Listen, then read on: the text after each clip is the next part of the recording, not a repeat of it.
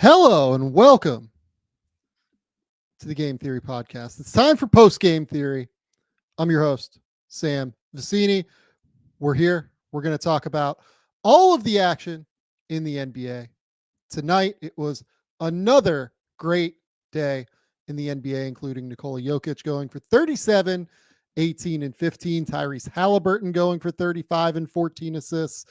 It was a ridiculous night. We'll talk about a great Miami set to win a game against Minnesota. We're going to talk about Dyson Daniels on defense, even though he played over the weekend.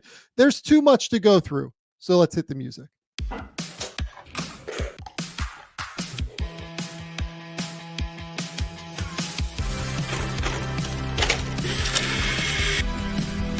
do have a timeout. Decide not to use it.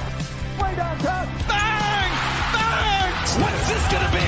Wow! Are you kidding me? Hello and welcome to the Game Theory Podcast. I'm your host, Sam Vecenie.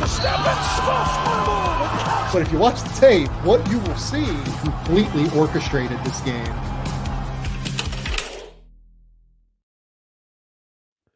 All right, folks.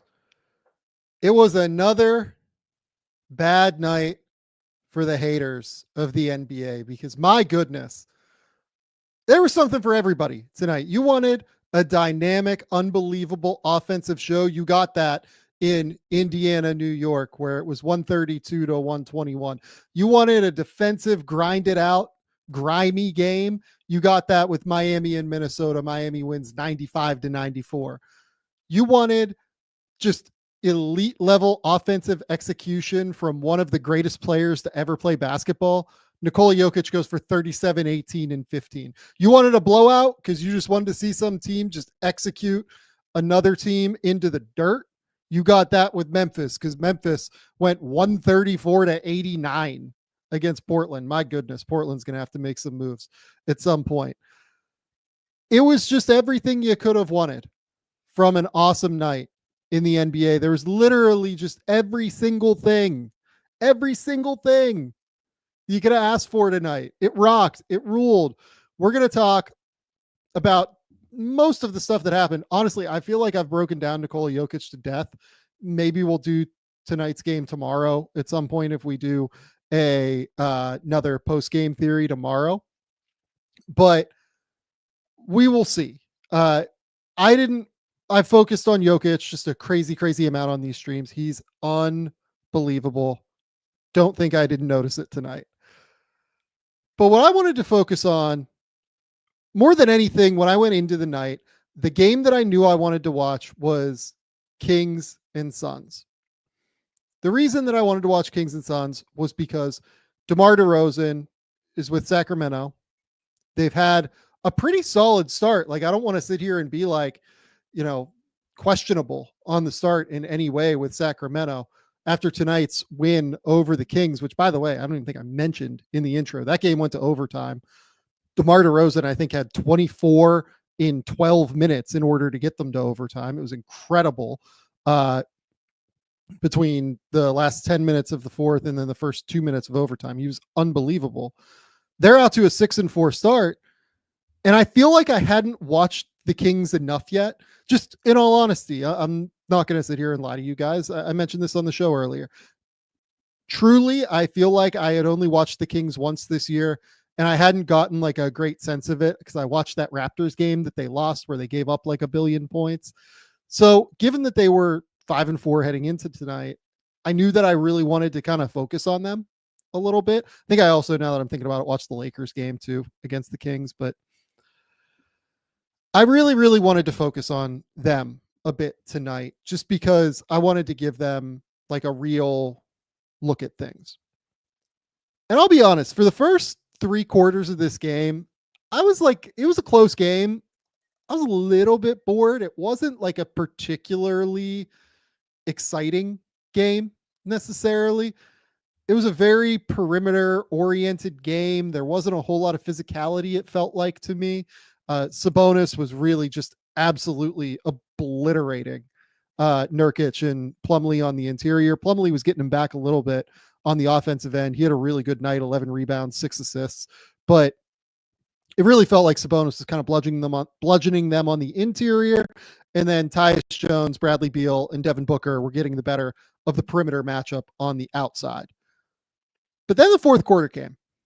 And if there is one thing that I am in this world, I am a DeMar DeRozan appreciator. I think that we have just let this guy's talent and career go so vastly underrated. Do you guys know that DeMar DeRozan is a top 30 scorer all time in NBA history? He's going to pass Allen Iverson if he stays healthy this year in scoring. He's going to pass Ray Allen this year if he stays healthy. Might pass Patrick Ewing as well. DeMar DeRozan is unbelievable. He's an incredible basketball player.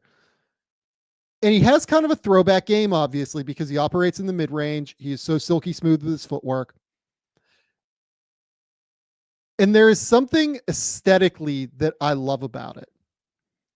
Everyone in today's modern day talks about the three-point differential. We talked about it on the show today with Bryce, how important the three-point differential is. I'm not going to sit here and tell you it's not. I honestly have some questions as to whether or not a team with DeMar DeRozan taking very few threes can ultimately succeed at the highest levels necessarily. I'm fascinated to see this Kings roster because they have DeMar and Sabonis, like two guys that I really do have some immense questions about in the highest level settings of the playoffs. But I don't really care. I think that's kind of what it comes down to for me with DeMar. I don't care. I love this dude unconditionally. He's so open with his struggles with depression. He's so genuine, it seems like, as a human being. And on top of it, I just appreciate the game. There's something about the game that I just love. It's the footwork. It's the... Here's what it is, I think, actually, with DeMar, and we'll talk about it when we go through. What I think it is with DeMar is that his skill level, footwork, polish has been so unbelievably rooted, and he has figured out how to get buckets in every single way imaginable. There is no circumstance where this was done through anything other than just diligent, insanely hard work. And I think what I love about basketball, and part of what I love about basketball beyond its just inherent aesthetic beauty, is the fact that these guys who are these incredible athletes just continue to work at it and continue to work on their skill. Guys like Blake Griffin, guys, frankly, like DeMar DeRozan, who came into the league as one of the elite athletes in the NBA coming out of USC. He went from being like a driving, slashing, scoring guard to one of the most dynamic scoring pick and roll creators throughout the course of his career that the league has seen. The level that he has improved as a skill player and as a footwork player, that's ultimately what I love and appreciate about basketball. And so when he tonight goes for 16 in the fourth quarter and wills the Kings to a win against a team that was 8-1 entering tonight without Kevin Durant, but nonetheless, and then drops the first 8 in overtime for the Kings, you're damn right I'm going to sit here and I'm going to appreciate it. So let's just kind of run through. Bradley Beal guarding DeMar for a good portion of this fourth quarter. I mean, I just love the way that the Kings used guard-to-guard screens throughout this game and really throughout the couple of times I've watched them this season. This is just a really hard guard, right? Like, DeMar is 6'7" and he's trying to get this switch on to Tyus Jones here. This is an awesome screen from De'Aaron Fox, right? He just does an incredible job of being physical. They were trying to show and recover a lot of these guard screening actions. And the Kings just relentlessly, I felt like, attacked Tyus Jones late in this game. And I just love how DeMar just eats up this distance, and then eventually gets the technician foul here, right? To me, this isn't grifty. This isn't anything like that. That's a pump fake. He gets his man in the air. I guess he jumps into him, but like Oso jumped way further into him than he jumped into Oso there. That's just a welcome to the league moment for Oso Ighodaro, right? No other way to put it. Then we get DeMar here again. This time I think he's on a Kogi. And I just love the way he eats space with his pace and footwork, right? So he comes down, posts a Kogi here, gets low. That's the other thing with DeMar. I think his bend has always been so good. His ability, his flexibility. He plays lower than everybody else and then elevates over the top. Backspin, jump stop, covers a ton of ground here. And then just look at this release point. Release point is so far above his head. His head is here. That ball is getting released all the way up here. He's just making things way too hard for defenders to contest here. Drills this shot. DeMar's going to bring the ball up the court here. We're going to get just a beautiful little, I don't even know if I want to call this a screen, just like a lead block from Trey Lyles. Staying as big as possible. Okogie goes underneath. Too late. Can't do it. DeMar here. Another guard-to-guard screen. This time involving Keon Ellis. Again, trying to get Tyus Jones involved here. This is, just that show and recover that they were trying to involve. So show, they're going to try and get back to Keon Ellis. Let Bradley Beal deal with this matchup. But again, if you have a mismatch with DeMar, where Bradley Beal's 6'3.5", 6'4.5", like somewhere in that ballpark, these contests just don't bother DeMar all that much. He's able to get to these spots and drill them. Again, Beal. Again, guard-to-guard screen with Keon Ellis. Again, show and recover. So show and recover here. I mean, honestly, like NBA teams don't really show and recover all that often. Certainly not. Like this is like full scale, like Virginia style show and recover defense where you have a man coming all the way high, trying to press the ball handler as high as possible up the court and then get back to his man on the screen. I mean, these are some awesome screens here by Keon Ellis and De'Aaron. He had the other one that was really great earlier. Look at how good this screen is from Keon Ellis. He just stays attached, gives so much effort and makes it so that Beal has to recover back and just get that little bit of off balance, get that little bit missing, right? Beal gets back, but he's still kind of just there. He's not quite making the impact that you want to. Get into DeMar's space, get into DeMar's area. We're still like 5 minutes. This has been all in 5 minutes, right? Again, just an awesome screen. Now we've got Royce O'Neal. A lot of different defenders that we're going at, right? Another show and recover with Tyus Jones. DeMar feels the hand come in, right? Look at that. That's professional right there. Kevin Durant, DeMar DeRozan, two of the best guys in the league at doing this. Feels that hand comes in, goes up, gets the foul, gets to the foul line. DeMar, again, gets to that floater. Another 6 screen here. I mean, the thing that goes underrated about DeMar, I think, as well as the flexibility through his hips. Look at how far Bradley Beal cheats in here, and he still finds a way to split this. Like Bradley is there. And he still just gets around, navigates it. Navigates Royce O'Neal going over the top. Navigates Bradley Beal here. Gets to that little floater game. Now we've got DeMar with 42 left. Try to get the switch. Doesn't happen. But he just gets to his spot anyway, right? If he gets downhill, he is still just absolutely difficult to deal with. Another guard-to-guard screen. Another show and recover.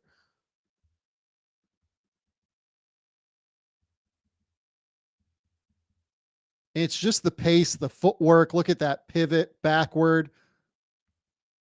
Just can't do anything about it. Now we're in overtime. Scored 8 points in a minute here in overtime. Just gets to his spot. Again, feels Royce O'Neal's hand come in, goes up, drills the shot anyway. Absolutely cooked O'Neal here late. I feel bad because Royce really works hard on defense. Another guard-to-guard screen. And the reason that they kept feeling comfortable going to these guard-to-guard screens, knowing that they were going to show and recover with Tyus, they finally switch it here. But the reason they feel comfortable doing that is because it gets DeMar just that slight bit of space, that slight bit of downhill energy. He gets to kind of set somebody up with those hesitation moves, those hang dribbles. But now it's Tyus Jones, and I mean, there just isn't really anything Tyus can do against DeMar. The reason for that is because DeMar's footwork is so clean. Once he gets him on his back here, even if Tyus stays solid, this is just going to end in a pull-up jumper where he's going to shoot over the top of Tyus. But instead, he feels Tyus go for the steal behind him with that left hand there. Tries to dig in. And again, his footwork is so polished that he can just pivot, drop down, score. Now again, show and recover, guard-to-guard screens. And that's curtains. That gets them up 6 late in this game. There's just kind of nothing like guys getting as hot as that was. He had a couple turnovers. I think he had a missed shot late in the game, like under 30 seconds left as well. But man, there's just nothing like it. Nothing like a team figuring out, okay, we can just relentlessly attack. Same strategy every time. We're going to get Tyus in a ball screen. He's going to show and recover. We know what he's going to do. But once he tries to recover back, there's still going to be that little bit of inch of space for DeMar to be able to get to where he wants to. Incredibly fun game. After that, like first 3 quarters, De'Aaron Fox goes for 21, 11, and 8. Wasn't his most efficient shooting night. Didn't shoot well from 3 at all. Domantas Sabonis goes for 20, 12, and 5. And the Kings are here at 6 and 4.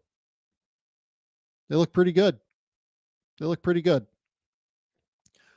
Let's go to the next play, though, that I want to talk about, which is the Miami winner tonight. I don't know if I've seen this one before, to be honest with you. So even just the setup here, I think, is super fun. Just to confirm here, yeah, Tyler Hero had 26 points in this game. Nikola Jovic ends up with 15. Rozier has 11. But Hero's the one that Minnesota rightfully is thinking, all right, we got to get to this guy. We got to stop Tyler Hero. That's why Jaden McDaniels is on Tyler Hero here. But we got to stop this guy. That's obviously what they're thinking here. 94-92, 9 seconds left.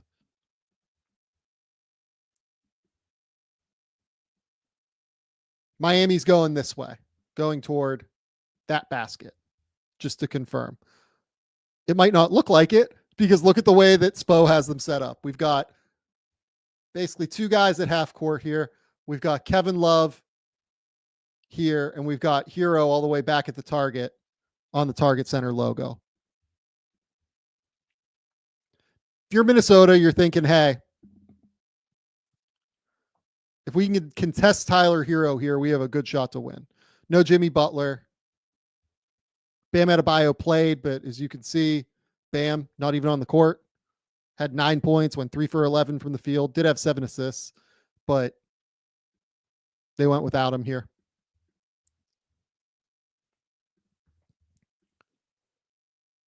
And I'll let it run through once so you can see how this works.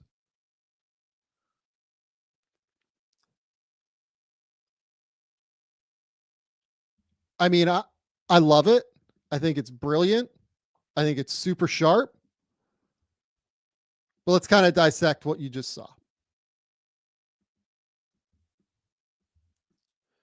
And man, Erik Spoelstra, just an absolute savant and genius. So it's almost like you've got 4 wide receivers here on one side. Rozier starts to go toward the rim and then goes back, screens for Jovic. Jovic is going to cut this way. I've been trying to figure out what the next piece of this set is. My guess is that Rozier would kind of come up here. Kevin Love's kind of trailing, and they're going to try and get Hero going here this way with like a second screen. So let's talk through that portion of it real quick. So there's your screen. Sorry, it's Love who goes and screens for Hero. And then I was assuming that you'd have Rozier kind of come this way, and then you'd have Hero come here to go get the ball. So what happens that blows this coverage? And why does Spo, and why should Erik Spoelstra believe that there is a real possibility that you can get this back cut? So on this screen here from Rozier, I think this is a pretty obvious switch. And they do end up switching this. I think what you hope for here is that they don't switch, in all honesty.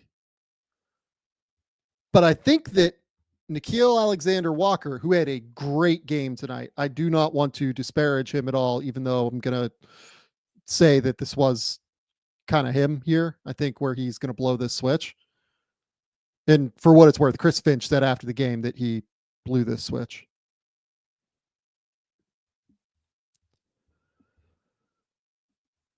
He went 5 for 6 from the field, had 12 points, was huge in their ability to even contend in this game.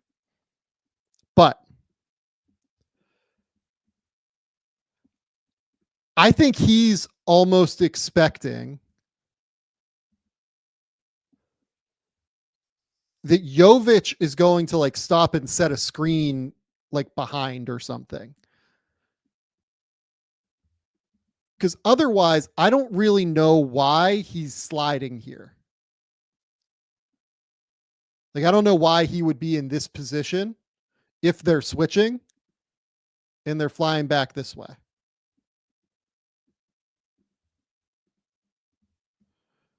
And he just gets caught with his momentum, stopped right here. And he realizes it immediately and turns to run right here.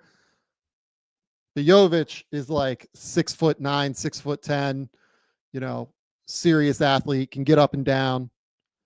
This is an unbelievable set. This is an unbelievable set from Erik Spoelstra. And he gets the foul. That's the real issue here from Alexander Walker. I get that you want to contest this, but you probably can't go up and foul him after you get beat like this. But I mean, just the setup here, the ball's on Erik Spoelstra to set up. Nobody within, 38 feet of the rim. Nobody within 38 feet of the rim, by the way. Like 2 seconds, second and a half after Duncan Robinson gets this ball. It's an unbelievable set. It's an unbelievable set here. I love everything about it. I love everything that they ran here. If you notice, they do still have a timeout. Maybe if you don't get this back cut and, Jaden McDaniels is able to get over the top of this Kevin Love screen here.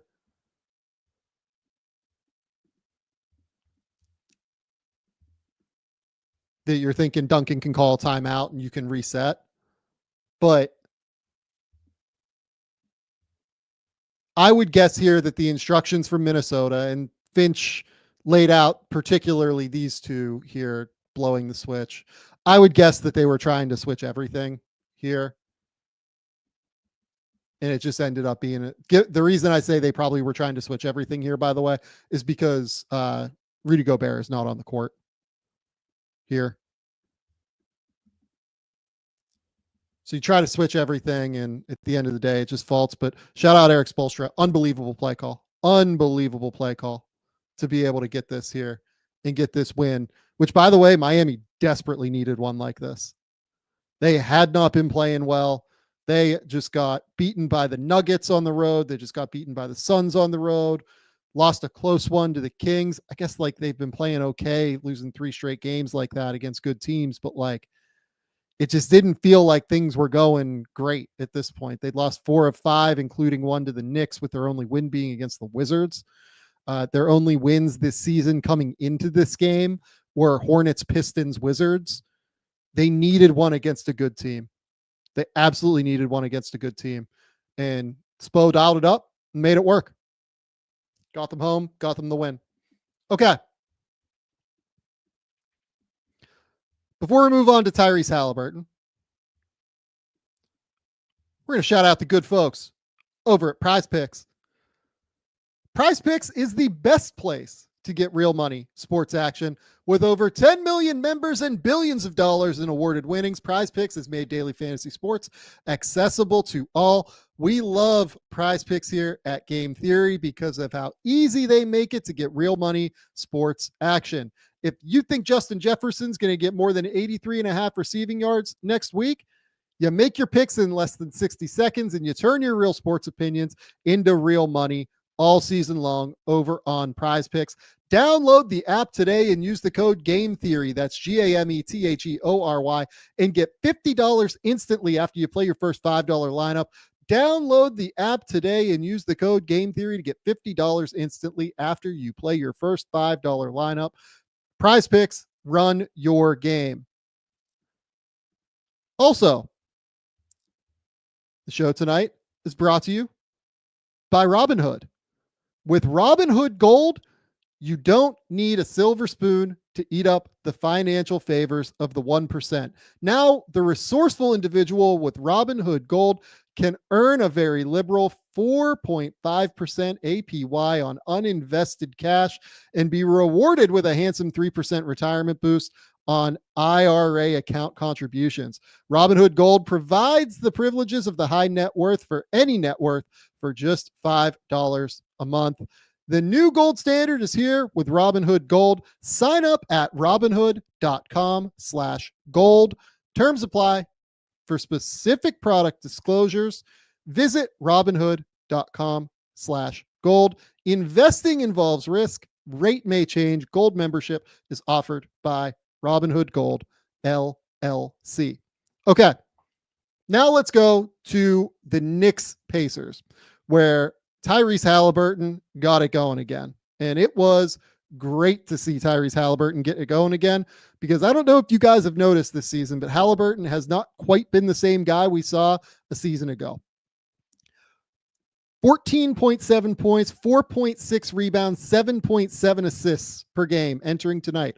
Was shooting just 37.9% from the field. Really, really struggling to get it going at this point. What was going on? What do we think was happening here? I think that the big key why Haliburton has struggled a bit this year is generally that he has not been as good of a threat to score. And if he is not quite the threat to score, he is not a consistent enough nuclear athlete or not consistent enough at separating to be able to just consistently collapse defenses and then be able to spray the ball out.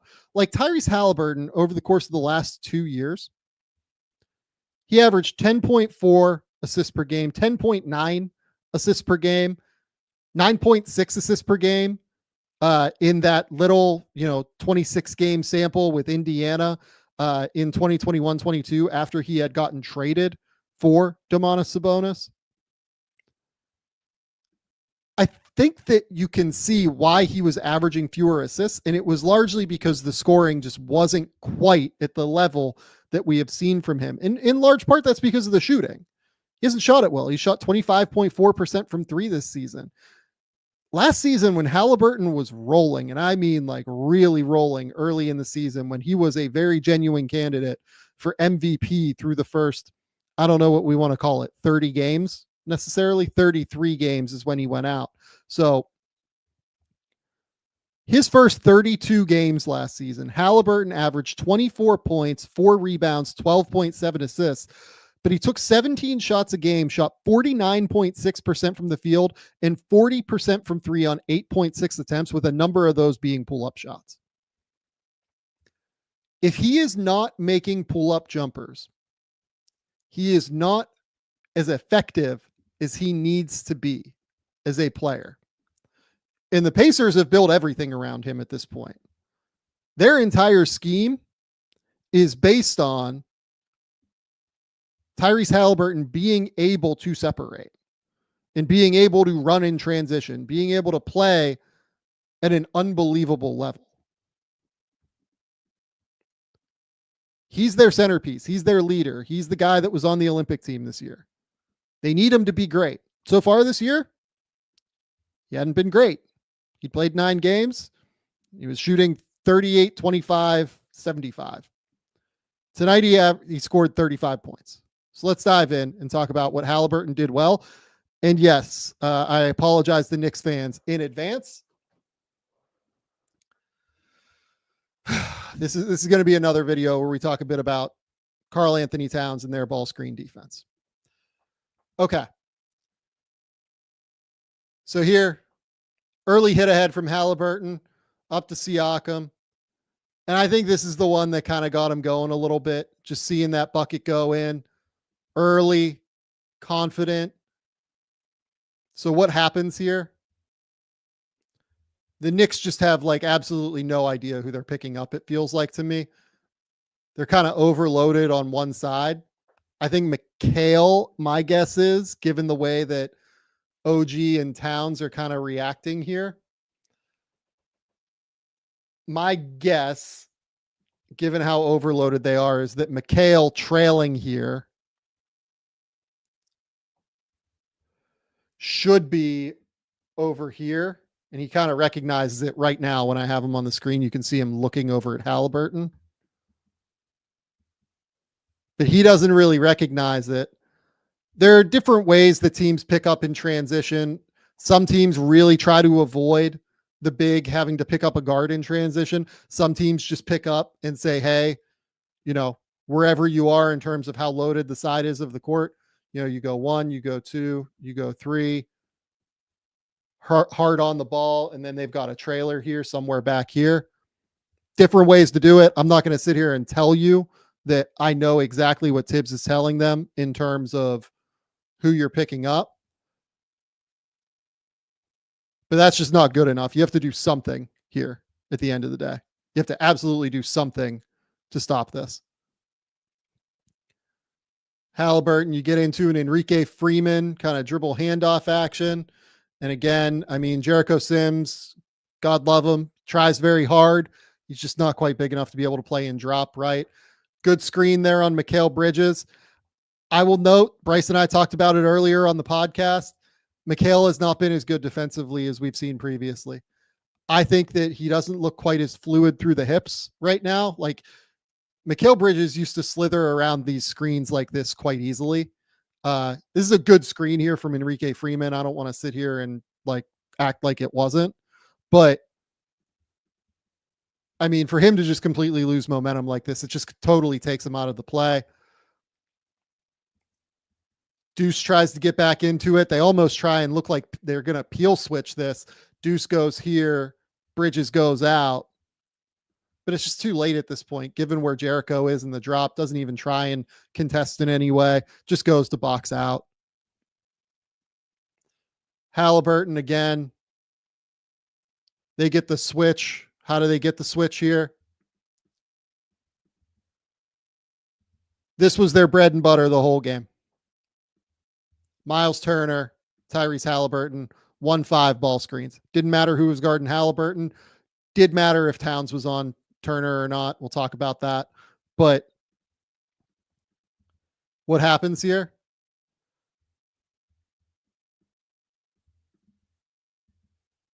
Bridges makes this stunt step here.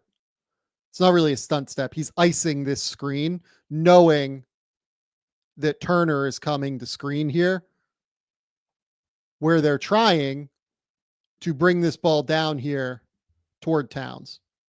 That's the goal. That's what Tibbs likes to do defensively. Icing ball screens. The problem is that when you have a big who can step away and shoot from three like Turner, all that this ends up being is a peel switch, where Bridges has to guard him as opposed to continuing to crowd Haliburton and continuing to bring him this way toward the baseline. The problem is that if Towns goes back now and recovers back to Turner, well, he's just giving this up.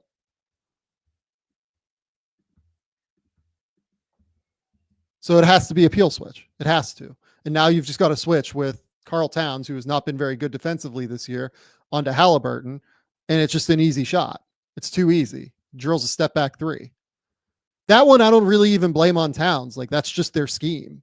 And having Towns onto Haliburton is just a bad matchup for Towns.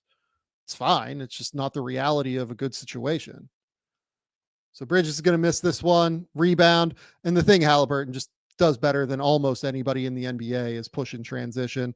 Just goes, immediately sprints. Now we've got another 1-5 ball screen. This is truly one of the most audacious, insane, absurd shots. There have been guys around the league trying to do this year. James Harden's tried to take this like running floater three. I've seen Trae Young do it. Trae Young did it 2 nights ago in what was that?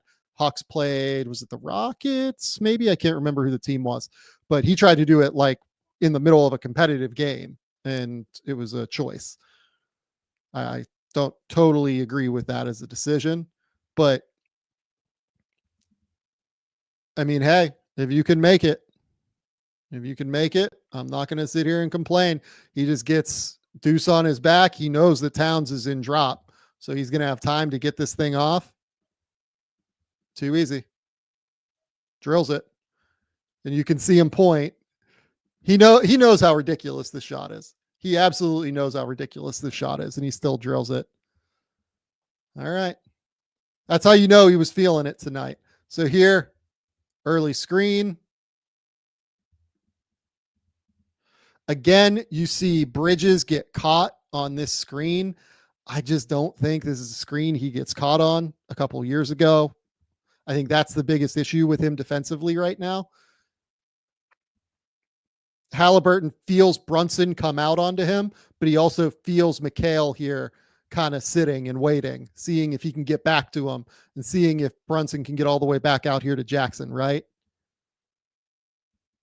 Doesn't do it. Gets right into Brunson's space. Brunson fouls him, goes to the line. This is where the 1-5 ball screens continue. Again, just gets Bridges on his back. A little bit too easy, right?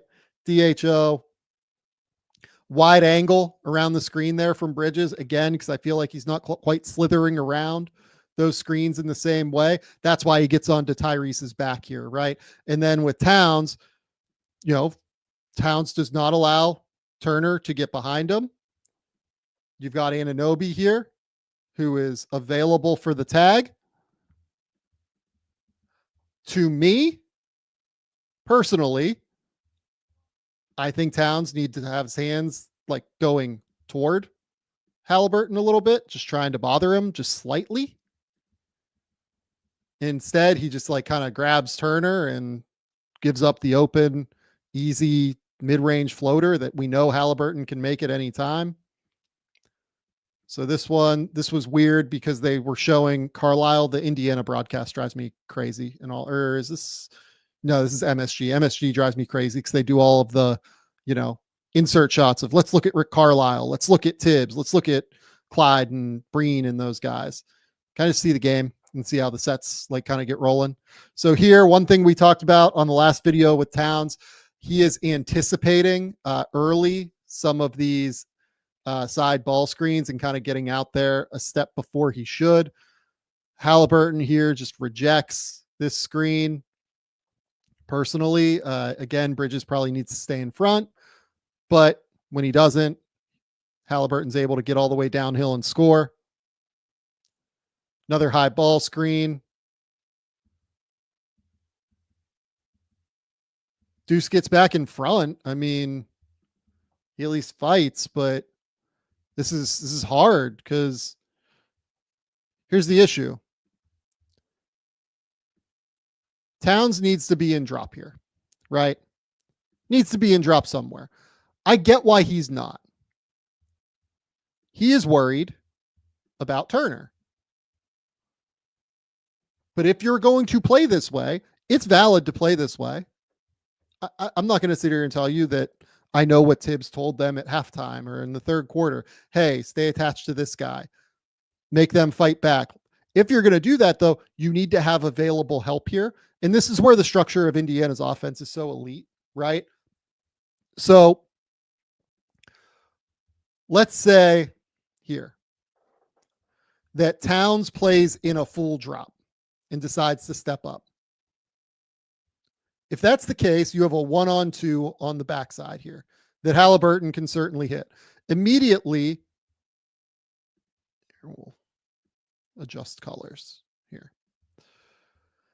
Anunoby has to kind of step here so that he can get potentially to Turner or to the corner shooter, who I think might be Mathurin, maybe. Yeah. But he has to make a choice. This is a lot of ground to cover here onto two pretty real shooters. So if he's in drop, that puts in a 1-on-2 situation, and there are very few players in the NBA capable of hitting and taking advantage of 1-on-2 situations in the way that Haliburton is. Now, this is where, again, the structure is valuable. Let's say he's not going to play in drop. Let's say they're going to switch this. Let's say that they didn't switch it here, but let's say that you're going to have Deuce try and get back in recovery. In reality, you need one of these two guys, depending on how you want to play it. If you want to next it, if you want to just have the low man here be the responsible player at the rim. There are options available to you if you don't want to rely on Towns in drop here. But if you're going to do this, someone has to help. Nobody helps. Part of the reason nobody helps is that this is Jalen Brunson here. This is where the structure of the offense is great. They have Jalen Brunson here as the low man. Siakam has filtered to the corner, knowing that Brunson is on him, meaning that if Brunson does end up being the help man, he's too small to actually contest at the basket. It's awesome offensive structure by Indiana. It's really, really good. This set is just super fun. 1-man through, 2-man through. Early screen, Haliburton, big guard to big screen, pump fake. I mean, that's just tough to guard, right? I love here. This is supposed to be a dribble handoff. Deuce McBride does an awesome job here of stopping this dribble handoff immediately. Makes them adjust. Again, this is where offensive structure is absolutely sick. Because of that little guard to guard action there, or big to guard, skilled big to guard, Deuce is in drop. Deuce is a guard. He's not super comfortable being like the quote unquote, like drop defender, the big man in drop. There's a reason most of the time these are bigs.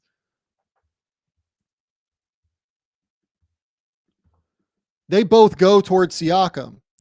Bridges has to stun out, but he's alone over here.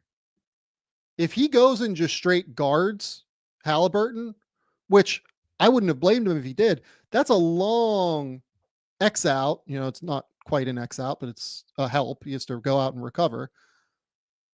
It is essentially an X out. It's a long X out for McBride to get all the way to Mathurin by the time Haliburton's able to make that pass. And again, just like Towns, I mean, unsurprisingly, he's giving up like 85% at the rim this year, I think. Just not enough of a presence there. I mean, the Knicks have real problems on defense. There's not another way to put it. But the big key here is Haliburton being able to slice and dice. I mean, this one, again, it just feels like to me the Knicks don't really know exactly what they're doing. So Empty side ball screen. Both Towns and Bridges go to Siakam. Can't happen. Pacers are lethal.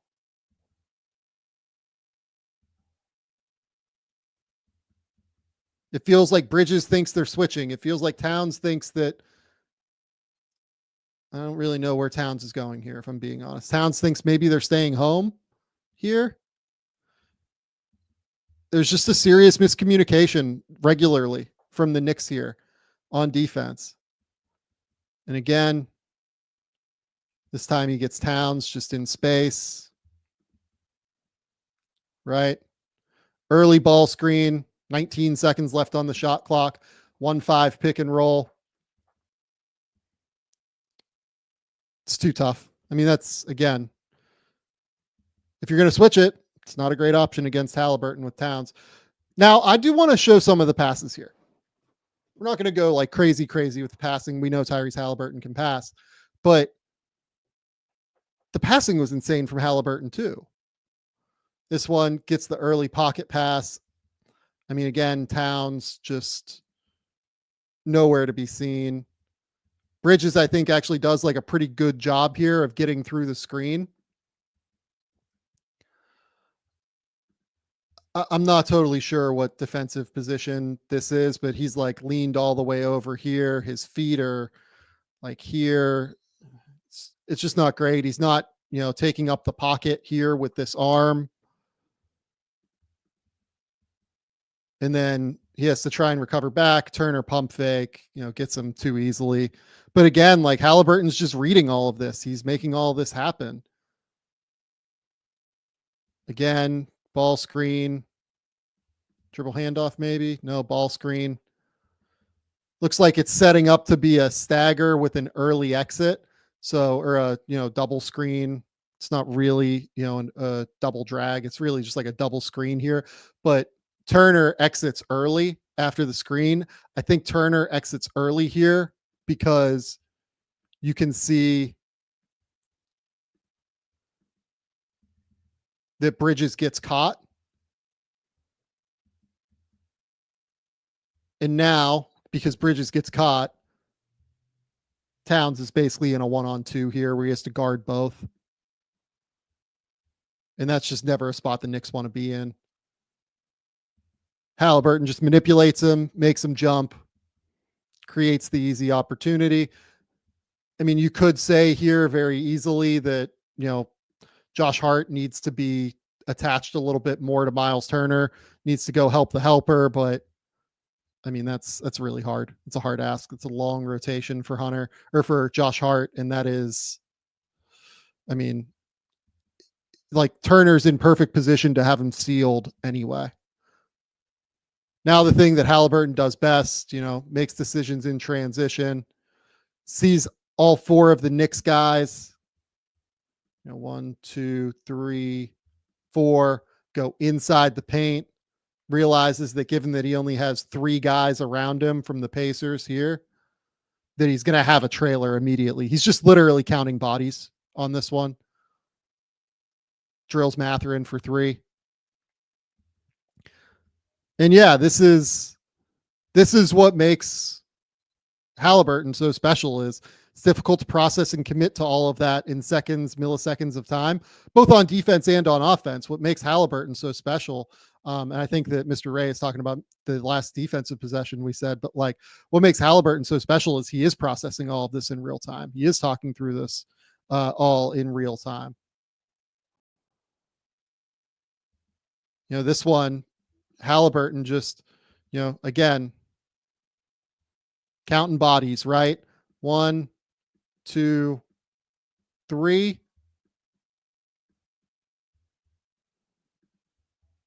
1, 2, 3, 4. So he's waiting to see, okay, Mikhail, is he going to commit to me? Cool. Is Hart going to go there? Cool.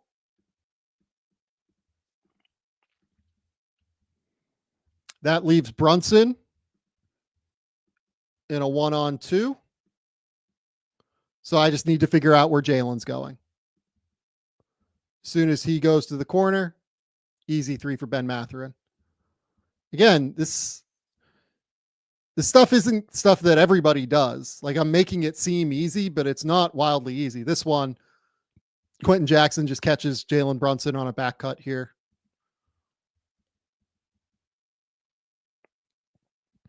Knicks have real problems on defense. I know that they were like 17th in defense coming into this game, but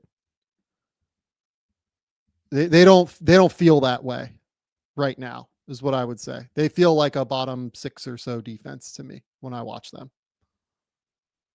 Now we're going to get into just, 1-5s again. 1-5 exchange. Towns actually does a good job. They navigate this really, really well. They do a great job of, okay, Bridges is attached. Towns stays home. We're good here. Like, we're okay.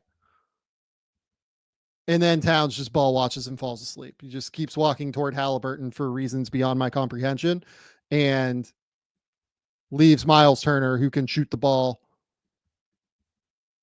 way too easily. That's one that's just like so obviously on Towns. Just can't happen. Just absolutely can't happen. This one hits the easy pass to the corner here. Then we're going to get another –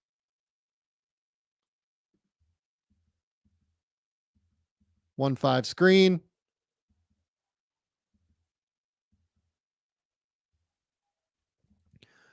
And then just look at the Knicks scrambling, right?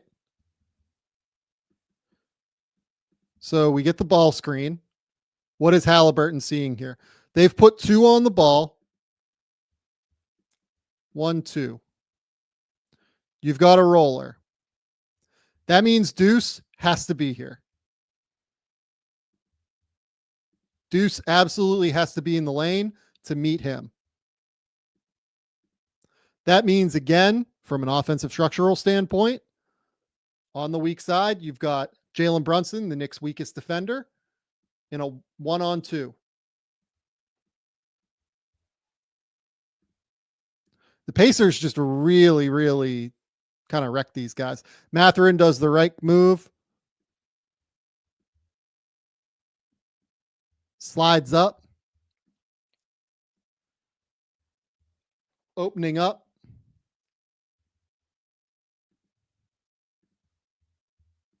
That angle.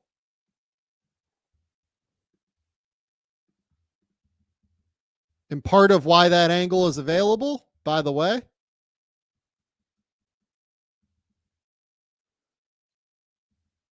is that Bridges kind of over pursues there and doesn't have his arm in the passing lane. If you're going to put 2 on the ball,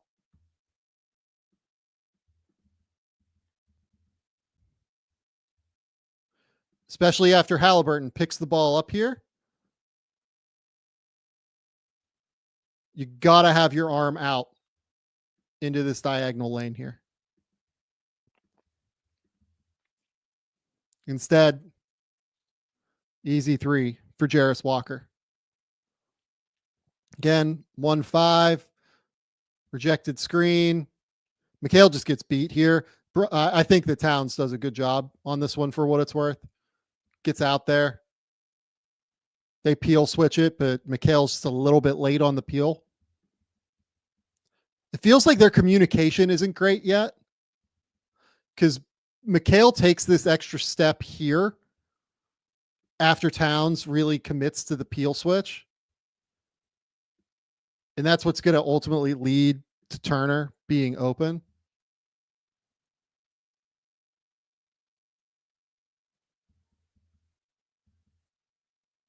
Again, 1-5, 2 on the ball. Drills it. I mean, look, like schematically, if this is what you're going to run, okay. Like if you're the Knicks, that's fine. Again, just like from a defensive perspective, Towns' arms are down, not really making an impact here. If you want to put 2 on the ball against Haliburton to try and, get the ball out of his hands, okay, that's fine. But you need to have an answer for what you're going to do rotationally, if that's going to happen, and if you're going to put 2 on the ball. And that answer has to be Deuce comes here, especially with Turner having drilled multiple threes already. And then you have to say, okay, cool. Hart's responsible for a 1-on-2 here. But Deuce has to go to Turner. That's 1 pass away. It's too easy. Again, essentially 1-5 now. Defensively, you're getting treated like a 1-5. I know that Siakam isn't necessarily the one, but they have Towns on Siakam because Turner was cooking them.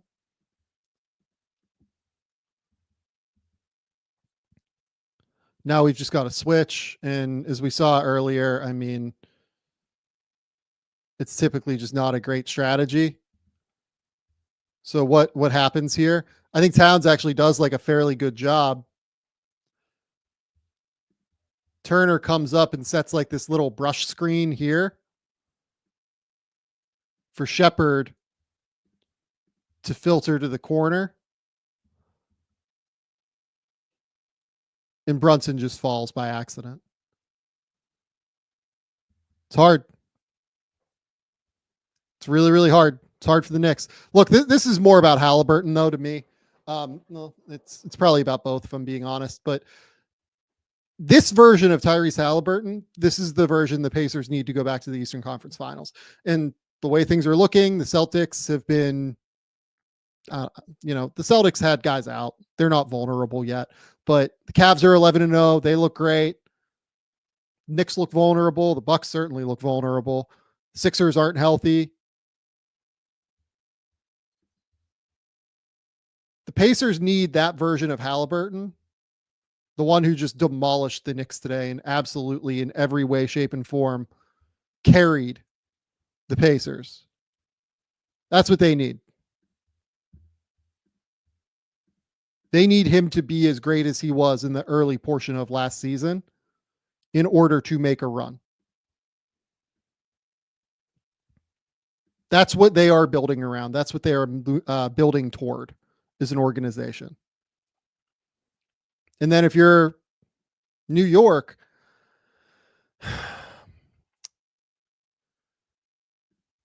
I mean, look, it's hard because they're sitting here and they're 4-5, and I think people are probably freaking out. They've lost 3 of 4 against the Rockets, Hawks, and Pacers. Their wins do tend to be blowouts. Like they demolished the Bucks, they demolished the Pistons, they demolished the Pacers earlier this year. But like, I don't know. If I'm the Knicks, I'm probably trying a few different things defensively right now. I might, when Achua gets back, I might try to play Achua and Towns a little bit together and see how that looks. I might try to play a little bit more of Towns and Hook Porty together. I don't think Jericho Sims is an answer, in all honesty, for this.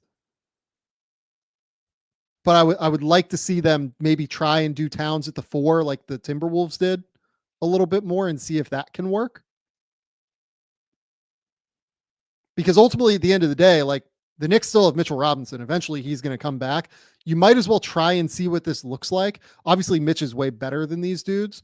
But if you think you're going to play that way anyway, and I think they might have to based off of what we've seen in these first 9 games, I think I would like to maybe see what that looks like right now. And maybe move Hart to the bench and you go Brunson, Bridges, Anunoby, Towns, and Achua when he gets back, or Hook Porty, whatever you want to do. But like a real center who can protect the rim, I think would be really, really good for them at some point. And Yorkel says, that's not a demolish from the Pacers. Look, I mean, it wasn't, because at the end of the day, the Knicks offense is excellent. They're a top 3 offense in the league right now for very good reason. But defensively, they got demolished in this game. We need to kind of call it what it is right now. And look, ultimately, Towns at the 5 was my biggest worry about that trade for the Knicks. And we have not seen evidence yet that against good teams, this is going to go well. And a big piece of this too is like, I saved a lot of my ire for Towns for the most part, but Bridges is not the same defender so far this season that we have seen when he was in Phoenix. I think he's getting caught on screens more often. I think he's been a little bit inflexible through his hips comparatively to what we've seen. So that's what they need. They need to figure out answers defensively. Maybe it involves more switching. Maybe it involves, there are a few different things, but the issue with switching is that then you're switching with Brunson, and Brunson really can't switch. So yeah, I'm interested to figure out where all of this goes. Okay. To transition from that to maybe a positive defensive experience after watching the Knicks. My favorite thing from over the weekend was actually watching Chris Golding for the Melbourne United team out here. I was at this game, go for 22 in 4 minutes. I'm not going to break down tape of the NBL right now on this stream. My second favorite thing actually involved another Australian. It was Dyson Daniels.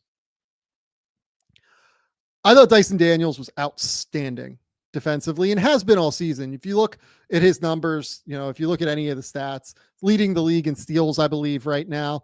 If you look at some of the hustle stats as well, in terms of like deflections and things like that, he is like so far out and away ahead of everybody else. Like he's averaging 7.3 deflections per game.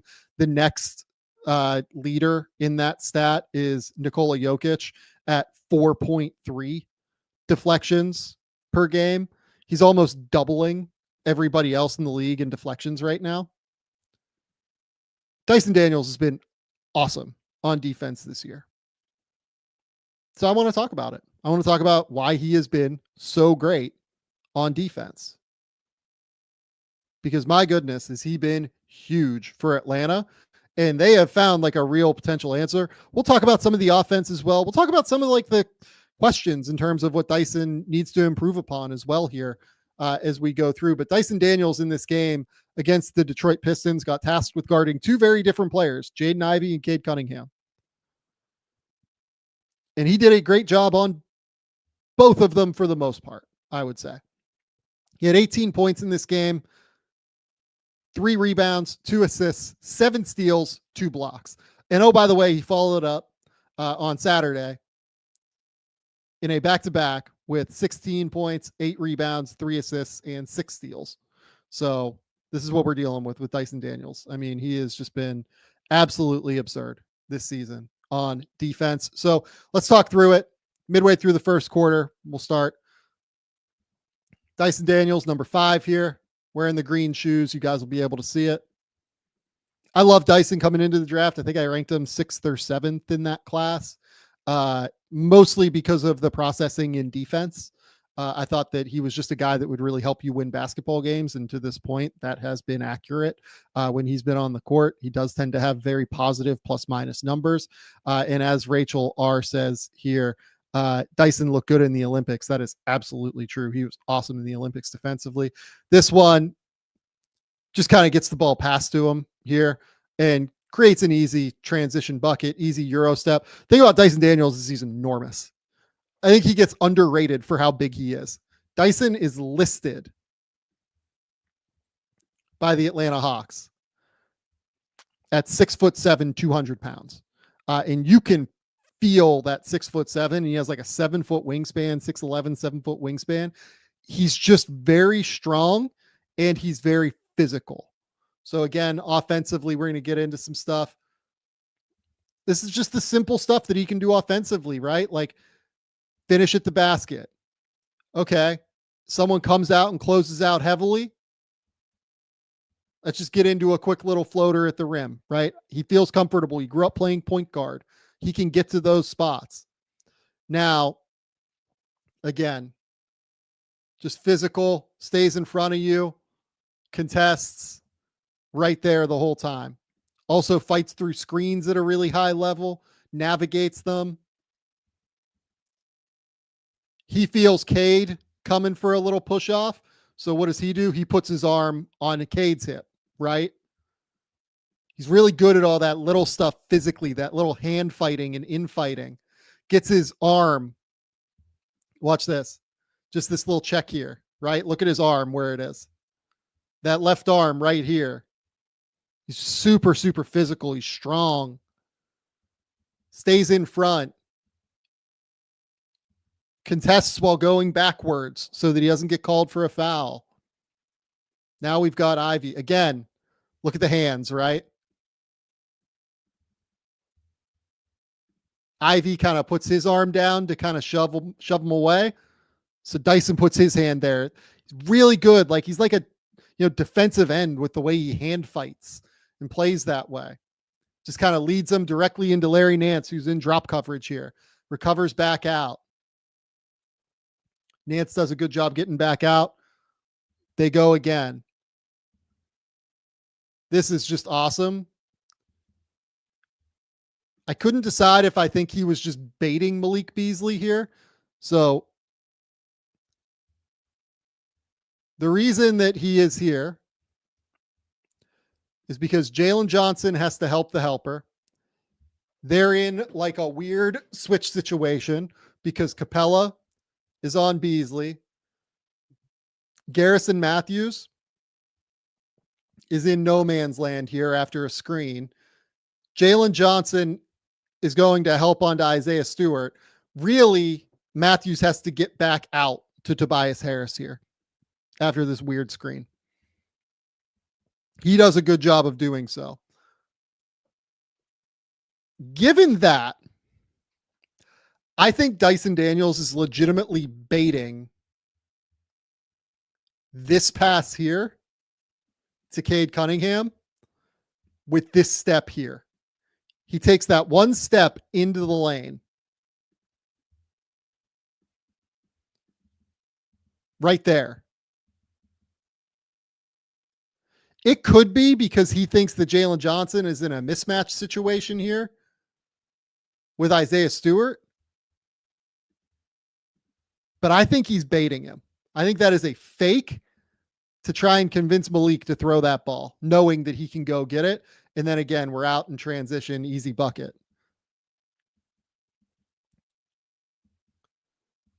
Screen, gets through it. And again, just physical. Look at the hands. I don't think there is a more physical perimeter defender in the NBA right now than Dyson Daniels. And we'll see if he continues to get away with it. I think he probably will.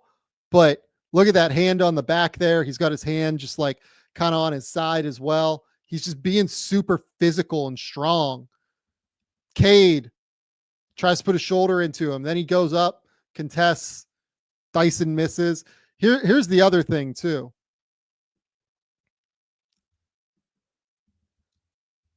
I think Dyson loves that physicality. Dyson grew up playing like Australian rules football. Like he, has no problem playing with that kind of force, right? The other thing that he does though, and this happened against the Knicks in their matchup with the Knicks recently, I think he kind of baits guys into being physical with him. And by doing that, he's not going to get called for fouls because then the ref would have to blow the whistle every time. So he's just baiting these dudes into trying to play bully ball with him. And he's big and long enough to where they're not going to be successful against him doing that. So here, again, gets the body back.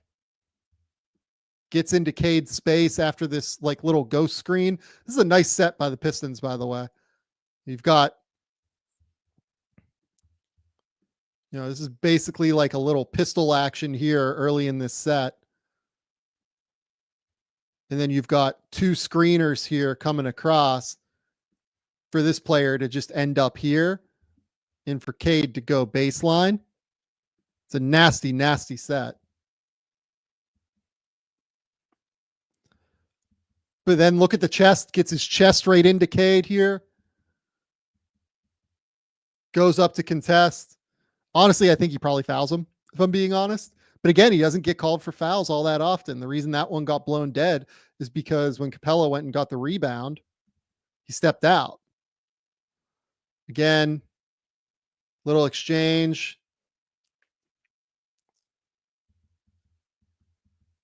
Jumps, gets the deflection. Out in transition again. First play of the third quarter. Just anticipates this little entry here to Isaiah Stewart. Gets his hand in there.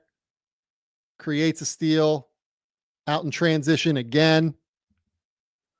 I mean, this stuff wears on guys, right? Like, look at him. He picks up dudes like 70 feet away from the rim. Got the arm here on Cade as well. He's just physical. I think he's the most physical perimeter defender in the league right now.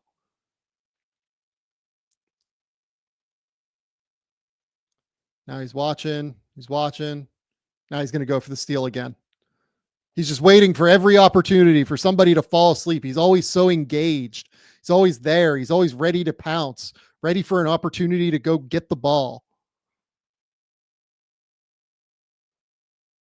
Again, I mean, just look at his hands. Like, there's a ref right here. I mean, he's just straight up just got his arm on Cade here. Cade loses this ball. Has to go and recover it. Okay, now we're down to 12, 11, 10 on the shot clock before we're initiating now. That stuff wears. Cade gets fouled by Jalen Johnson. Again, getting his hand in there, gets a steal. I don't look like he's just physical. Like that one, I get how he gets away with it on this one.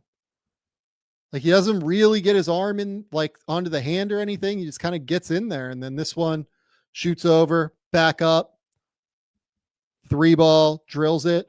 If Dyson Daniels hits threes, by the way, this is like one of the most valuable role players in the NBA, just point blank. This is like a bigger Jalen Suggs if he shoots threes at a real substantial clip. He's not as good of a shooter as Jalen Suggs has become. Jalen Suggs is a better shooter than Daniels is right now, which is why Suggs is a more valuable player. But they are not dissimilar in terms of ball skill. They are not dissimilar in terms of overall, feel as a passer. They're pretty sharp. So here it goes to blitz the ball handler real quick. Gets the kick ball from Ivy. I don't even think you got a steal for this one.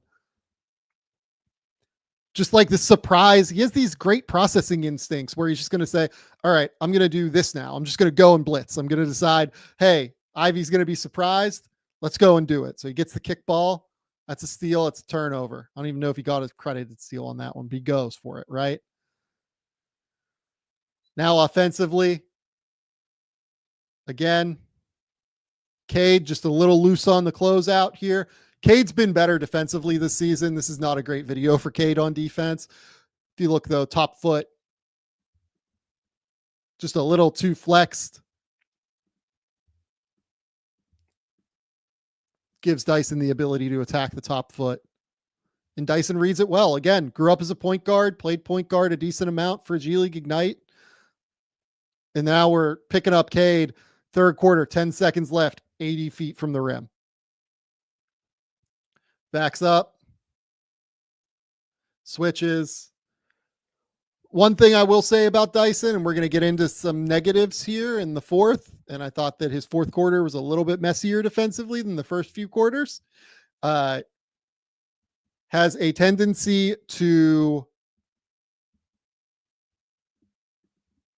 kind of go rogue a little bit. So here, if you're going to switch this, which seems like they kind of decided to here, I get why you're thinking, okay, this is David Roddy. This is not great. There's no, really, this is probably just a breakdown in communication between these two guys, Roddy and Daniels. But once Roddy is home there and nobody is on Beasley, you really have to get back out to Beasley here. You can't try and stop that angle. Beasley's too good of a shooter to be able to leave open. It's the same side help stuff that he just needs to get back from. And look, he gets a decent contest on Beasley there. I'm not going to sit here and tell you he didn't, work his butt off to get back, but just the little small things from time to time. So 9 minutes left. Drive, sharp little kick out right. against Holland, gets the necessary penetration. Larry Nance has been awesome since he's been healthy here for Atlanta. Drills a three. All right, gets up over the top. Poor decision here to throw this ball up to Trey. But another steal where he gets up over the top, just ends in a turnover. I mean, again, just physical here. Fights through the screen, fights through another screen, fights through another screen, recovers, gets the deflection. I mean, this is obscene. This is completely ridiculous here. Just look at how many actions he fights through here. So one here against Stewart. Just a quick little exchange there from THJ. 2. Screen 3 there from THJ on the reverse. Screen 4 from Stewart there on what essentially turns into like a double drag, double screen, whatever you want to call it at the top. And he still fights through, fights back, gets back in front. Larry Nance does a great job cutting him off. But look at Daniels. Remember last video I said like Mikal Bridges' hands weren't up to cut off that little pass there into the pocket, into that short roll area. Dyson's hands are always up. He's always looking for deflections. He's always looking for the ability to get his hand on the ball defensively and create action plays. Another steal. That one is my favorite play defensively that he makes throughout the game. That is beautiful. That is the way defense should be played at the point of attack. He is outstanding on this end defensively. Leads to a fast break, easy bucket for Rissa Shea.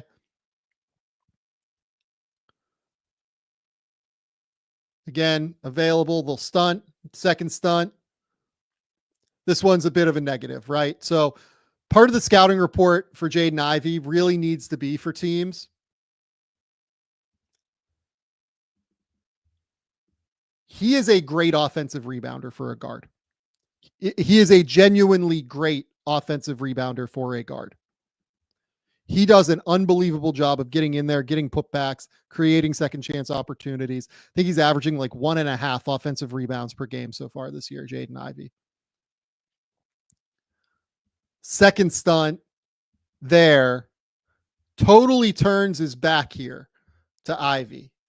And Ivey is just going to go. Because again, always looking. You really have to be cognizant of where Ivey is at all times.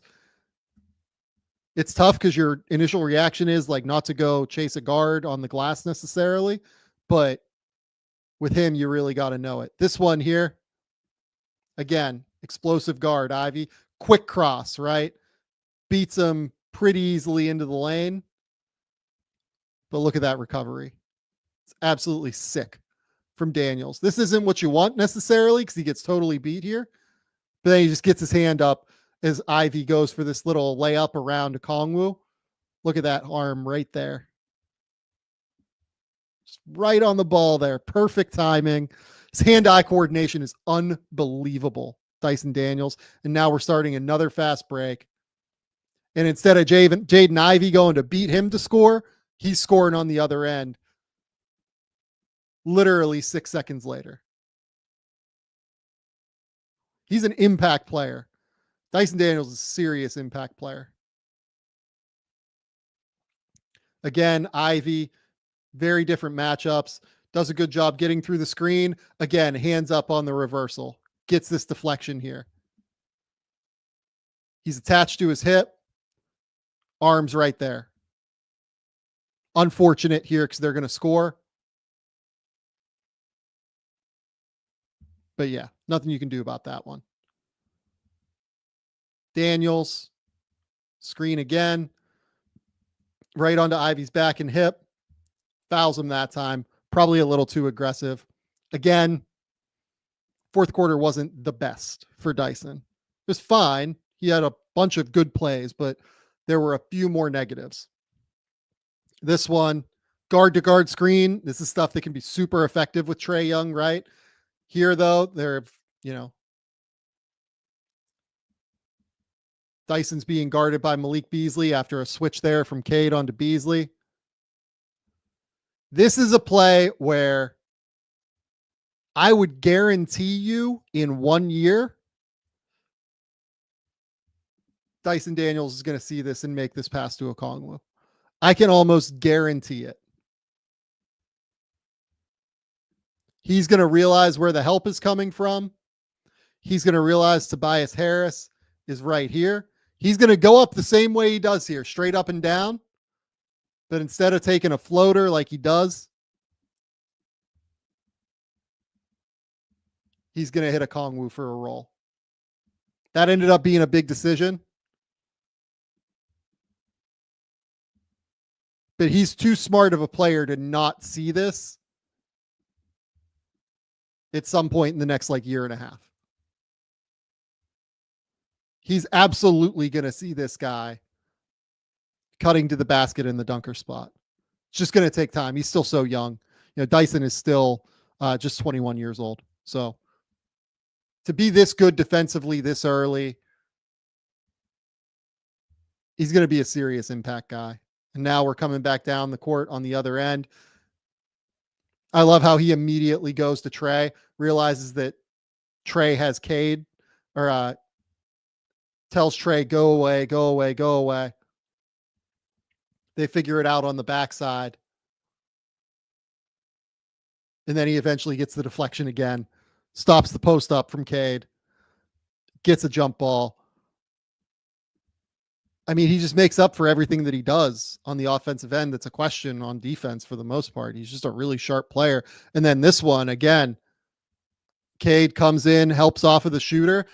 Honestly, once Ivy got beat like this, given who Daniels is as a shooter at this point in his career, I think this is probably the right help from Cade. I wish that he wouldn't make this little jump here and open up the angle.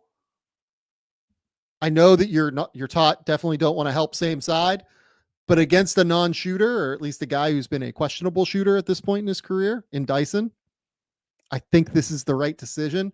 Dyson is still only shooting 28% from three this season. But he drilled that one to get them within one, and now we're at, him on Cade. Got a ball screen coming up. Goes under the screen, realizes how high he is on the court. Says, you know what, Cade, good luck if you want to shoot from 35 feet. Feel free.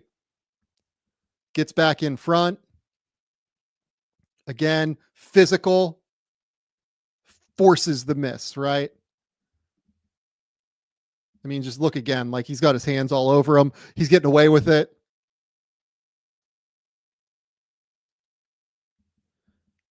Forces the miss. Hawks go up one on the other end. And again, gets through the screen, gets Cade. Just gets beat, unfortunately, by a half step. By just a small half step there.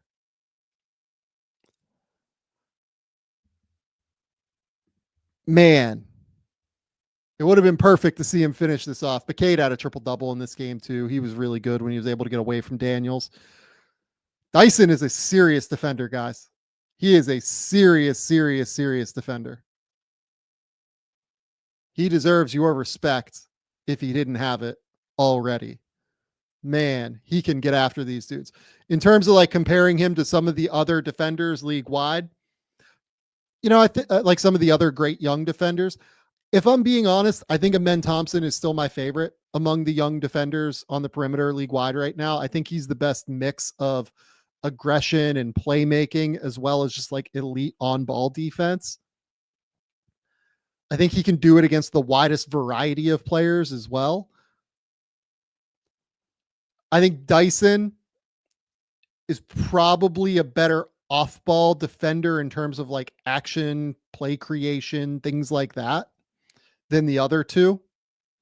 Jalen Suggs and Amen Thompson. Those are the three right now for me where I really, really love those guys on defense and think they're all defense guys as soon as this season, despite being on rookie contracts. I think Suggs' energy gives you just a little something extra in transition.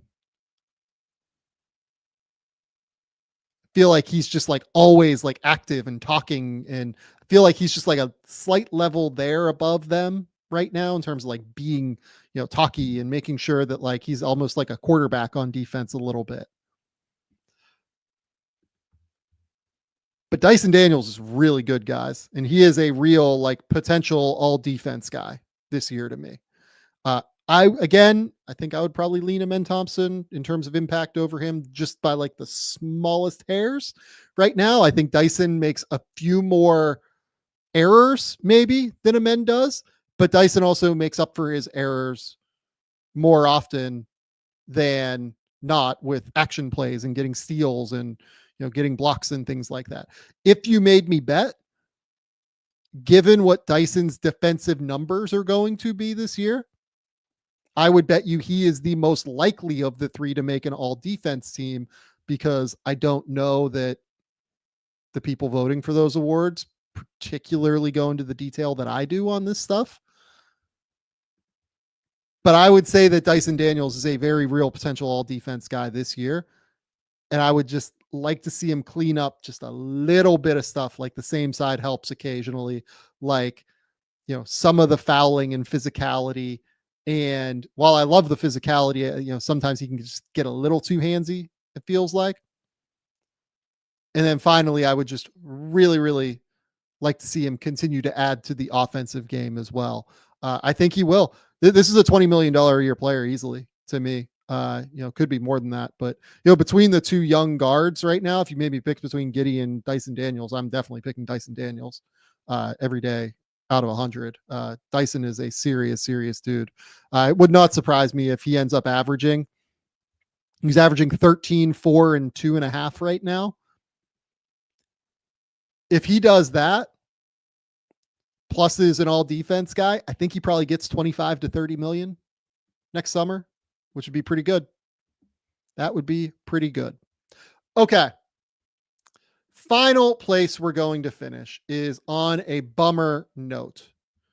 I was planning on talking about Chet Holmgren tonight. We're still going to do that, and we're going to talk about why he's important. But Chet Holmgren is seemingly in some trouble right now. I'm not going to play the clip of him getting hurt. He fell extremely hard on his hip tonight against the Golden State Warriors. Went up to contest a shot from Andrew Wiggins, and Wiggins just kind of weight roomed him a little bit, and he got awkwardly in the air and ended up falling like directly on his hip, had to be helped off the court, unfortunately. It's a real shame that this is happening, because I hope he's healthy. I hope it's just like a really bad bruise more than anything. Oklahoma City seemingly did not have any information afterward. They go on to lose this game. But coming into tonight, Chet Holmgren was averaging 18.2 points, 9 rebounds, 2.2 assists, 3 blocks, shooting 52, 40, 78, and had been outstanding on defense. I mentioned this on the show Bryce and I did earlier tonight, but I don't know if people have realized how good Oklahoma City's defense has been so far. Oklahoma City, before tonight's, disaster against the Warriors without Chet after he got hurt, they were giving up 97 points per 100 possessions in their first 9 games. That was 10 points better than any team in the league. They were 10 points better defensively coming in tonight than any team in the league.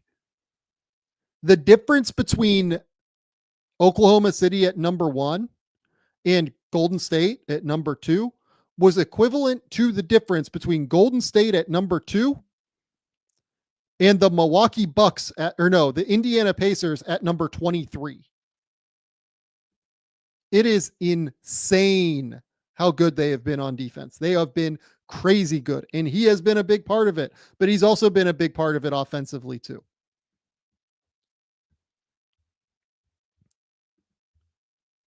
In his game against Houston over the weekend, where Oklahoma City kind of blew out Houston, they won by 19 points.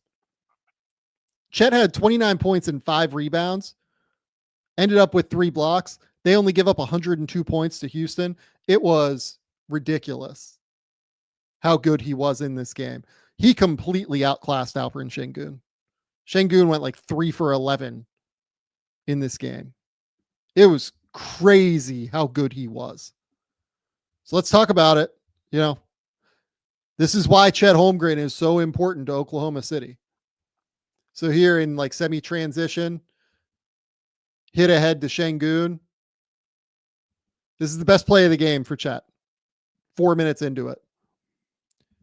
I love the handwork here. You can just see Chet. Look at his hands. Up in front of Şengün's face real quick there, right? Trying to just bother him, do anything he can to frustrate him. Hands out now, right? Then hands immediately high, retreats, contests, then the second jump to go up after the pass, right? Contests, second jump, swats Jabari Smith. That is one of the best defensive plays I've seen all season. That is outstanding from Chet Holmgren. That is sick. But then we get into the offense, and this was Chet's best offensive game of the year. Roll, easy finish. So, look, this is the stuff that the Thunder do to you, right? Man in the corner, man in the corner, man on the wing. All these guys are shooters. Then you have Shea, one of the 5 best players in the world, on the ball. And he's just rolling into an immense amount of space here, right? Like, good luck on any of this. Okay, let's say that it's not Fred down there on Chet. Şengün is all the way in here. Shea could easily shoot this ball out to Lou Dort if he wants to. Like, good luck to everybody. Having to deal with that.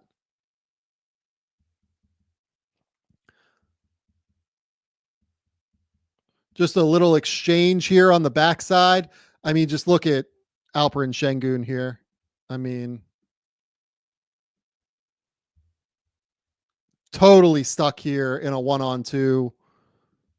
Why is he stuck in a 1-on-2?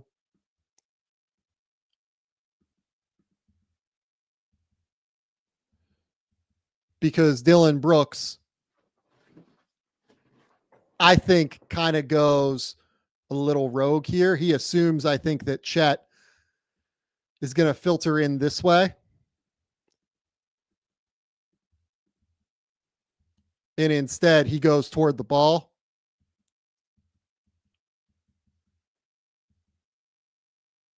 And now you're just stuck. I mean, I feel for Şengün on that one. Brooks goes rogue and puts him in a terrible spot.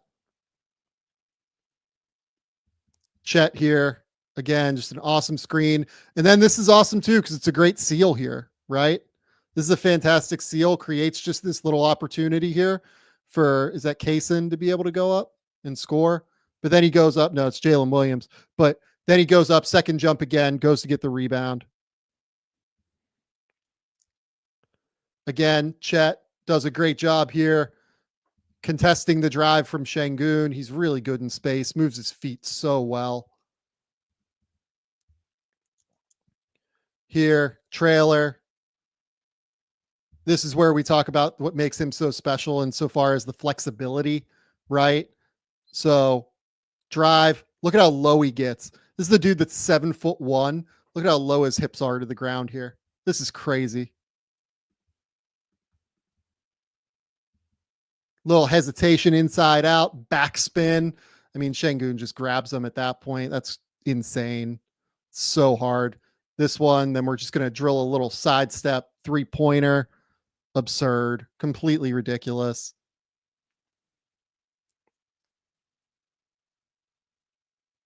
Now Chet just filters to the corner again. Being guarded by Amen Thompson here. Thompson, because Şengün, what is this? So Şengün asks Tari to come up. Tari gets beat, so Şengün has to go back and guard here, which means Amen has to go help the helper here. And that's just going to leave Chet. all alone in the corner there. Drills it. Quite easy, right? So defensively, again, up at the touch point, you can play him. Part of what makes him so valuable is you can play him in a variety of different ways. You can play him in drop. You can play him in a high drop. You can play him, in a catch. You can sort of do everything. This one here, this is just perfect in every way, shape, and form. Defensively, his positioning is outstanding. Look at this. Moving his feet, arms out. What do we talk about with Karl Anthony Towns all the time? That his arms aren't out. Chet's arms are out here. He's trying to make it hard to be able to get that pocket pass, right? This is what, I would imagine the goal would be, and he ends up getting it. But look at where he has to put it. He has to speed it through Chet's arms, so he places the ball up here.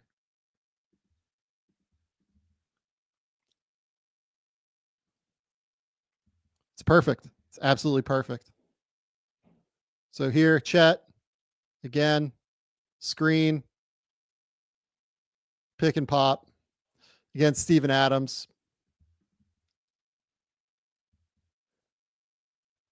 What I will say is that these guys like Jalen Williams and Shea, they're so good at beating players just directly in straight lines off the bounce that they draw these two defenders in, and that creates so many opportunities for Chet. One thing Chet talked about in the preseason was getting a nicer arc on his shot.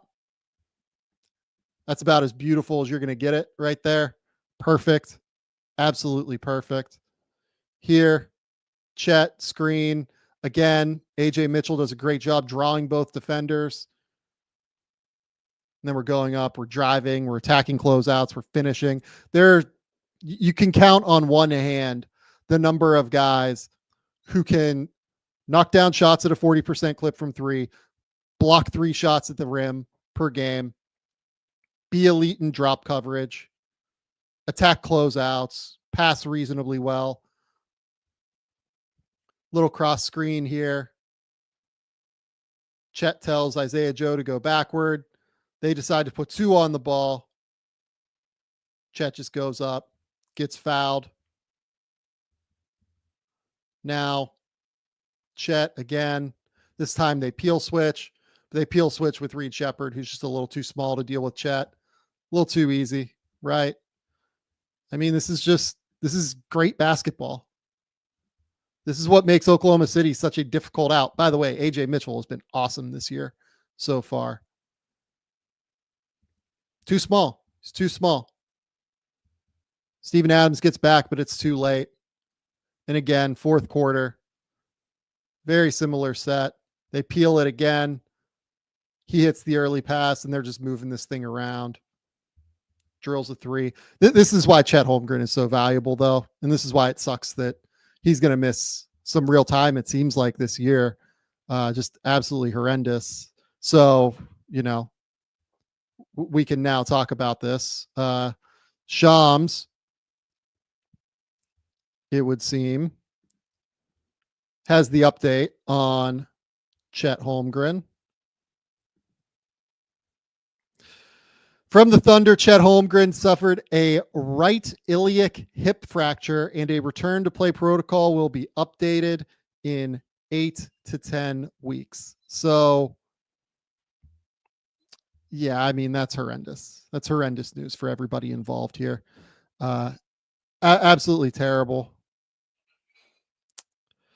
Absolutely awful that this is where we're at. The Chet's going to miss at least 2 months. I mean, let's say Oklahoma City tends to be on the more conservative side of injuries. I do wonder if they will, look, we'll see what this all looks like once Chet gets back and, he's able to at least start training and practicing again. But I mean, this doesn't feel like a great injury, obviously. 2 months puts him in January, right? Mid-January, we'll probably get news on him. Given that they're saying return to play protocol will be will be provided in 8 to 10 weeks. I have hopes that maybe we can be in a spot where he's back, in 3 months, 2.5 months. But that feels ominous for the Thunder, if we're being honest. That feels quite difficult to come back from this season at the very least. Hips are not easy to recover from. They involve just about everything in your body. And again, what did we talk about with Chet? We talked about the flexibility. We talked about him being able to bend, him being able to, be more coordinated than everybody else. I mean, the hips are a huge part of that, obviously, right? So it sucks. This is why Chet's so valuable, though. Like, we just broke down why he's such a good player, why he had kind of taken a leap this year. He was very clearly on his way to being an all defense guy this year, was averaging 19 points and 9 rebounds.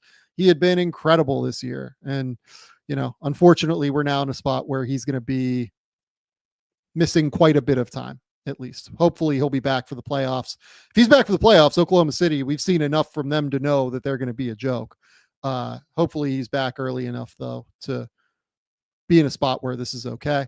I don't know. Do you guys have any questions? I might answer a couple here before I go. I think I saw a couple somewhere. It's part of the reason I'm asking.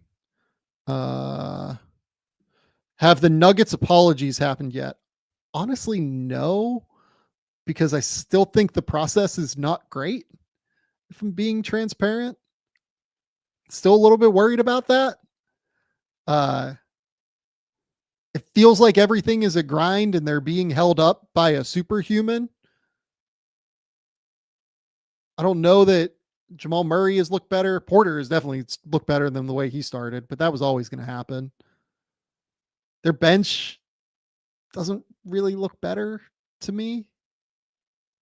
They've taken out Saric, which is good.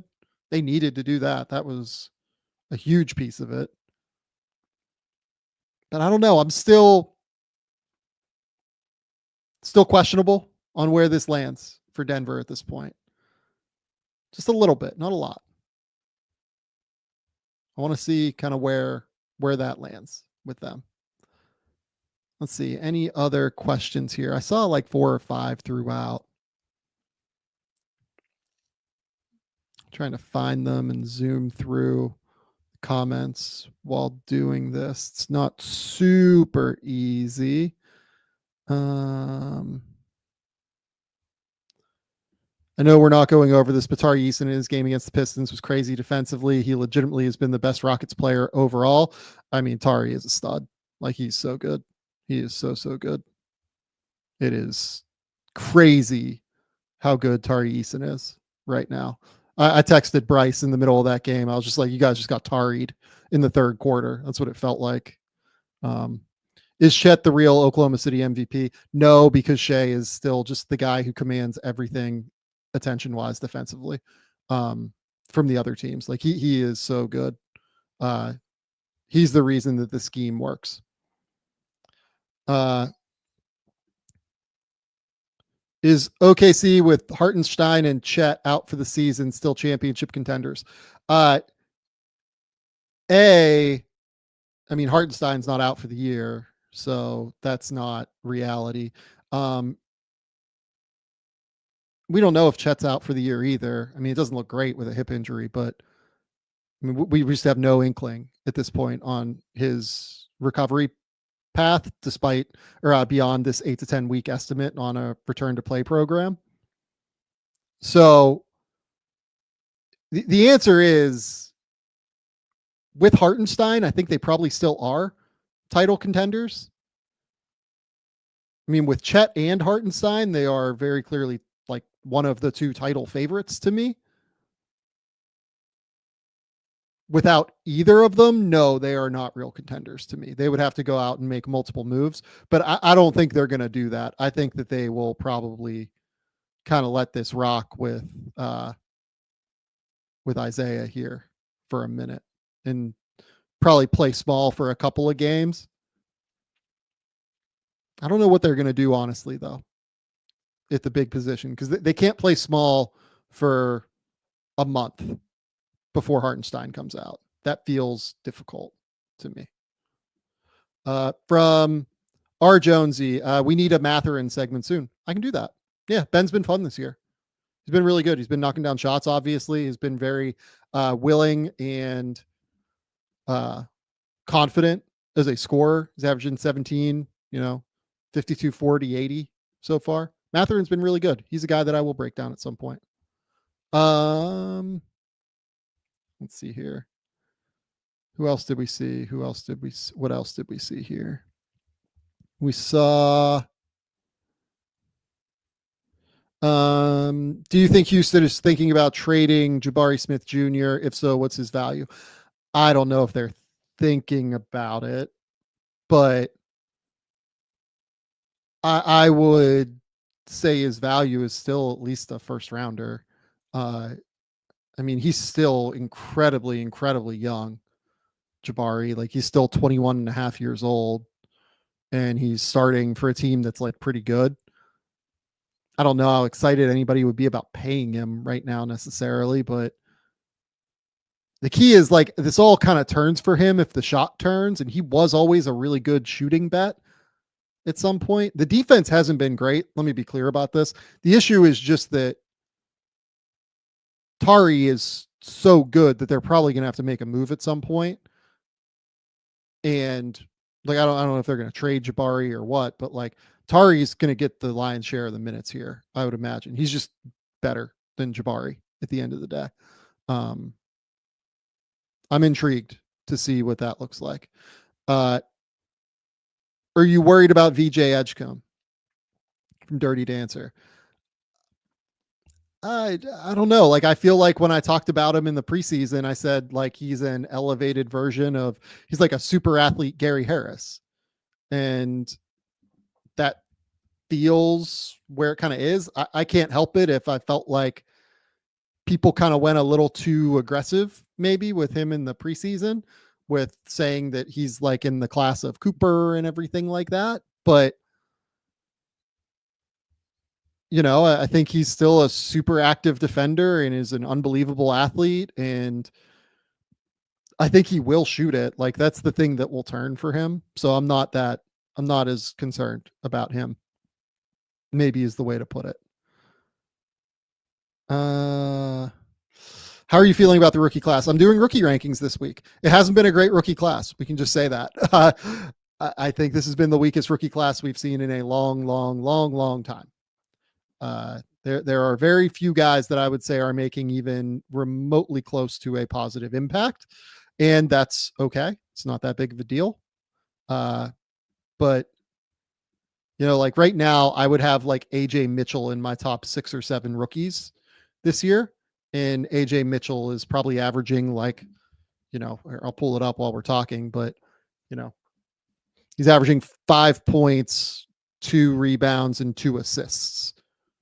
And he's been in my top 6 or 7 rookies this year. So that's kind of where it stands. It's not a great rookie class. We knew that. We knew that coming in. Are you out on Scoot Henderson being an all-star? I would like to see Scoot under a new coach before I say much about kind of removing his upside in some way, shape, or form, because the passing ability is very clearly still there. And it just feels like nobody believes in any of their shooters at all. Like, he has no space, no room to operate when I've watched them. I mean, tonight's game was a joke, but like, I would like to see him under a new coach with like a modern offensive scheme. And I would like to see what he could look like in that circumstance. I think that he's gotten a really rough start to his career under Billups. Billups to me is probably the worst coach in the league right now. So I would like to see what it looks like in a different situation. Most impressive sophomores. I don't know. Like, I mean, Wemby's obviously impressive. Chet's obviously impressive. Like, there are a number of dudes that we kind of knew were good. I'll call out Bilal Coulibaly and Grady Dick, though. I think both of those guys have looked great to this point. both of those guys have been really, really impressive. Grady on offense and Bilal on both ends. Would you change your evaluation on Reed? Not at all. He was always going to take a minute to adjust to the athleticism of the NBA, and he's in a weird spot where it feels like they don't really know. Like they know his role is to come in and play like 10 to 15 minutes, but I feel like it's hard for him to get rhythm in any way, shape, or form. Yeah, that's all we got. I appreciate it, guys. Post-game theory is alive and well. It is strong. I haven't looked at the schedule in the NBA yet for tomorrow, but there's a chance I'll do something similar to this tomorrow. Looks like we got 5 games. We've got Cleveland, Chicago, Washington, Houston, Brooklyn, New Orleans, LA, Oklahoma City, Sacramento, San Antonio. There's a chance I might talk about what Oklahoma City comes out and looks like and how they attack, Chet being out. That will be an interesting thing to watch for, in my opinion. I don't really know what to expect necessarily, but I'm interested. Is there a reason that all of these games tomorrow are listed at 5:00? Monday, November 11th. Is it Veterans Day in the United States? Maybe. Is that what's going on? It is. Okay. So that's what I was missing. That is certainly what I was missing. So that's why it's 5:00. Yeah, there's a chance I'll, stream again tomorrow. That's actually a pretty early window where I could start streaming at like 3 and, knock it out in an hour. But I'm intrigued to kind of see what Oklahoma City looks like. We'll see though. It depends on how interesting those games are. Okay. I think we're about done here for the night. I appreciate you guys all coming and checking these out. Some of these videos will be up on the YouTube channel soon. Go follow the Game Theory social media. Go help out our fearless leader, GMAC. Game Theory Sam V at X, TikTok, Instagram. Go support our sponsors, Prize Picks and Robinhood. We appreciate everything that those folks do for the show here. We will be back maybe tomorrow, maybe the next day. We'll figure it out when the next stream is going to be, but I have to do rookie rankings at some point. So we'll see how those go tomorrow morning. Until next time, we'll talk soon.